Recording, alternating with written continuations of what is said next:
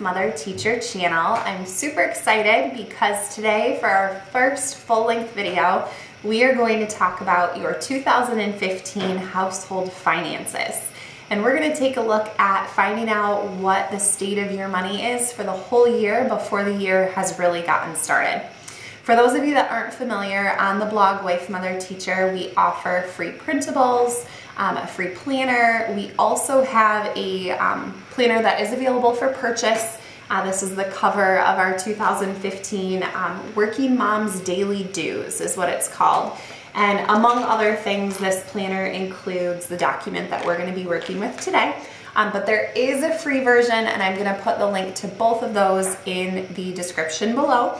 This would also be a great time for a plug. Please subscribe down below to get more great content like this. All right, busy working mamas, we're gonna get started.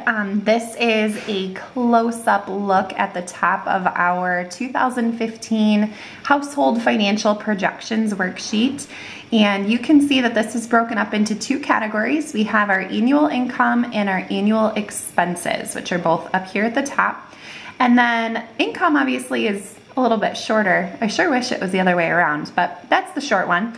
Gives you a place to put different sources of income, how much you make each month, multiplied out by 12 months a year to get what your annual take-home pay is. I should mention that throughout this document, we always are working with take-home income. That's, you know, what you see actually coming into your bank account. If you get any kind of bonuses that you can expect for certain, that would also be included here. And then we get into the annual expenses, and this covers just about every category you could possibly think of.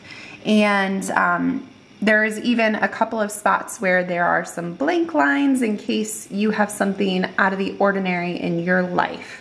But what we're gonna go ahead and do is we're gonna take a look at a pretend couple. I don't know, let's call them John and Jane Doe.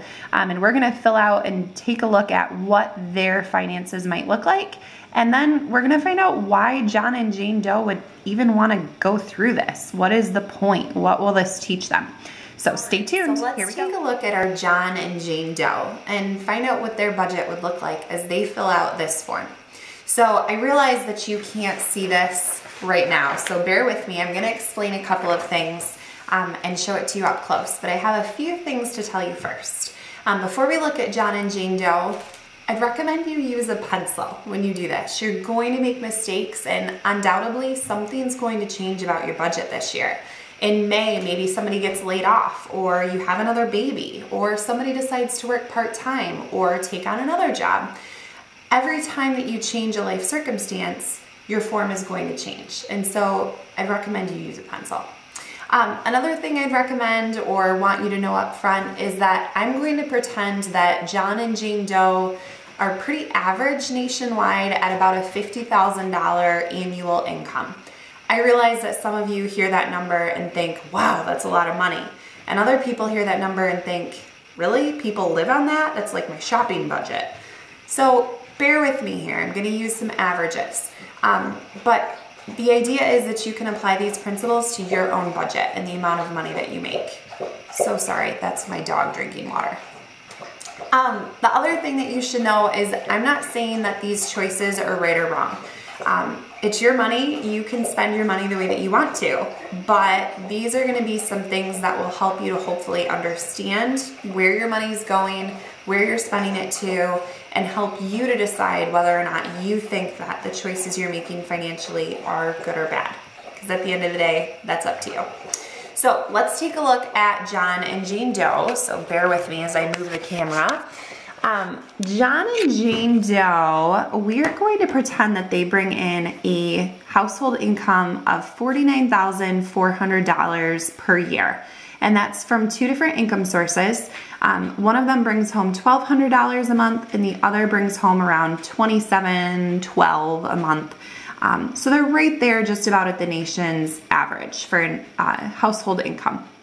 And so as we come down from there into expenses, what you're gonna find, I already totaled this up there at $33,180. But the way that I got that was I went through and I put in some different amounts. I'm pretending that John and Jane Doe do not contribute to charity or tithing, that they are only saving $100 a month towards retirement, no other savings, that they rent at $700 a month, pay utilities of $100, they have phones at $110, they pay internet, but they don't have cable for their TV, so there's no fee there. They're on a grocery budget. They spend about $400 per month on groceries. They usually go out to eat once at about $60 a month. Clothing, they save up $20 a month just to make small purchases as they need them. They don't have to drive super far for work, and they get by at only $250 a month. Insurance, they're fortunate. They're only paying about $100 a month. They have, you know, a somewhat low insurance. Everybody's a little bit different. And then as we continue on, they do have a really cheap rental insurance bill of $10 a month. They're paying an auto insurance of $170, about $400 a month in childcare, about $30 a month for like hair care, cosmetics. That might be like a quick haircut at like Bo Rick's or something. They save up $20 a month towards gifts for things like Christmas, so not a huge gift budget, only about $240 for the year, so they're really tight on their gift giving. Pocket money, they get $50 a month, so that'd be like $25 for him, $25 for her to spend on whatever they'd like. Baby supplies, they do have a little one, and it costs them about $75 a month for what they need.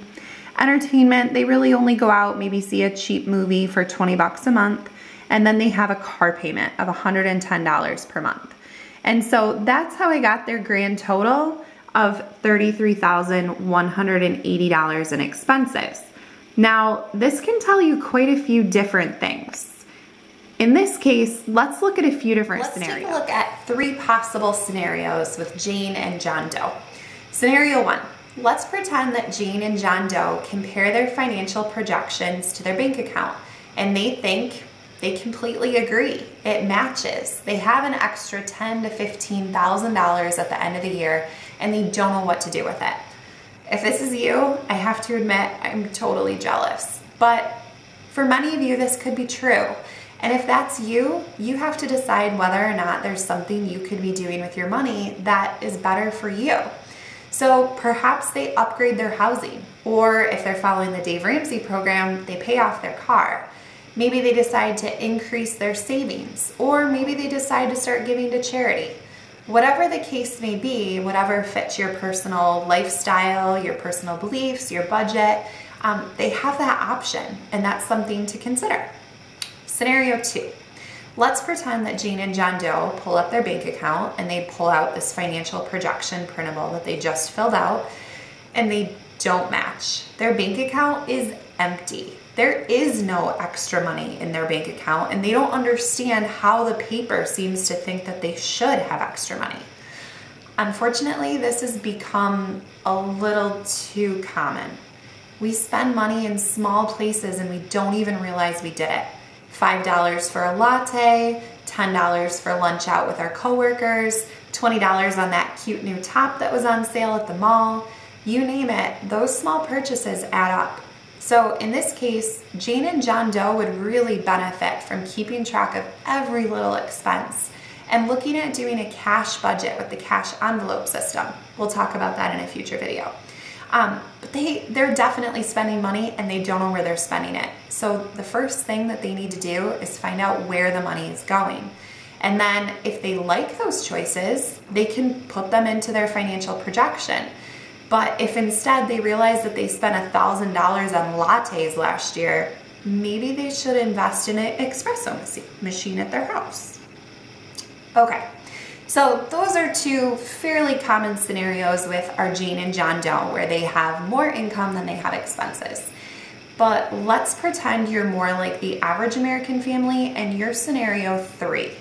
Scenario 3, your expenses are way more than your income. These are families that are often using credit cards or cash advance loans or bank loans just to pay their monthly bills. If this is you, you're probably in a really scary place, and I'm here to help. I hope that by taking some of these ideas to heart and actually acting on them, you'll see that by 2016, your financial projection is looking a whole lot better. So here we go. If you are making less money than you're spending every month, the first thing is, what can you cut from your budget immediately? In the case of Jane and John Doe, they could easily cut out their entertainment, their gift giving, their shopping for clothes. They could give out their eating out. They could maybe even cut back on gas or food by using a more particular plan, like meal planning or couponing. But cutting expenses, that's gonna be number one, and you can do it right away.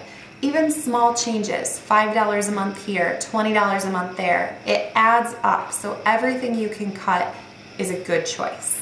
And remember, this isn't forever. It doesn't mean that you can never buy a latte again. It just means that for right now, you need to make some changes to put your family in a better place financially. The other thing they need to consider is increasing their income.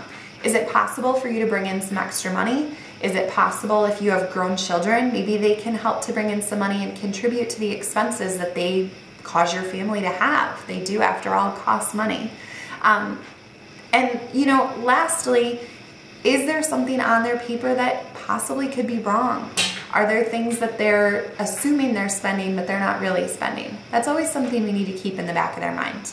So double check, make sure these numbers are right before you go into complete panic mode. So I hope that that helps. I hope that I've explained how to use our financial projection form. It is in the description below. There's a link to the free form. There's also a link to our free planner. And then there's a link to our premium planner, which is a $3.99. And that does include the financial projection in a part of the planner. It's all together in one. So if those interest you, check those out below. Please also subscribe. We're going to have future videos on some of these ideas we brought up today. Cash budgeting, using a cash budget with a cash envelope system. Our Dave Ramsey experience and going through his program and how fantastic it's been. Meal planning, you name it, we're gonna talk about it. And don't forget, last but not least, working moms are awesome. So keep up what you're doing. You can do it. 2015 can be your best year ever. See you later.